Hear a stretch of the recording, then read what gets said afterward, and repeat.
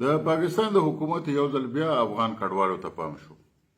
او یقینا چې پام کېده به ورته ځکه چې کومې لوبې روانې دي دلته په پاکستان کې یا د افغانستان او پاکستان په پوله باندې یا د هندوستان او پاکستان په پوله باندې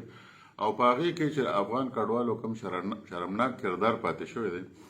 نو ظاهره خبره ده چې دا خبره خو پاکستان نه پرېږدي که د ځینو خلکو دا خیال و چې هندوستان به خپل فوجونه متحرک کړي او په مشرقي سرحد باندې به لوبه جوړه کړي او پاکستان به د خپلو مغربي سرحداتو نه غافل شي نو دغه خبره غلطه او خطا یو خو د افغان کډوالو ویستلم جاری دي او د بلوچستان په پوله باندې او د خیبر پښتونخوا په پوله باندې ترهګرو پر ضد ښه زبردست عملیات هم روان دي او ورسره اوس چې څونه افغان تاجران په خیبر پښتونخوا کې په پیښور کې یا په غیر چاپیره څونه ښارونو کې چې د خیبر پښتونخوا ډیره دي نو نن د اف آی رپورټ په هغه خلا راغی چې د هغې جیو میپینګ مکمل شو او د جولای د لومړۍ نیټې نه بعد هغوی پر ضد باندې چې کوم کریک ډاون شروع کیږي د هغوی دپاره ټول انتظامات مکمل شو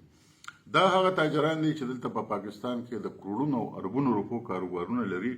د کې ډېر داسې دي چې هغوی په غیر قانوني توګه باندې دستاویزات جوړ کړي دي شناختي کارډونه جوړ کړي دي بیا د هغې نه علاوه ځان له ډیت او برګ سرټیفیکیټونه جوړ کړي دي په دې لړ کې تقریبا 140 پاکستاني چارواکي هم ګرفتار شوي دي چې هغه د مختلفو ادارو سره تعلق لري او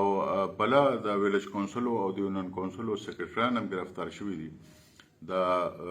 نادره کسان هم ګرفتار شوي دي نور کسان هم ګرفتار شوي دي جیو میپینګ بیخي مکمل شو لکه جیو میپینګ دې ته وایي چې لکه ادارو ته را پته ولګېږي چې کوم افغان کډوال تاجر دی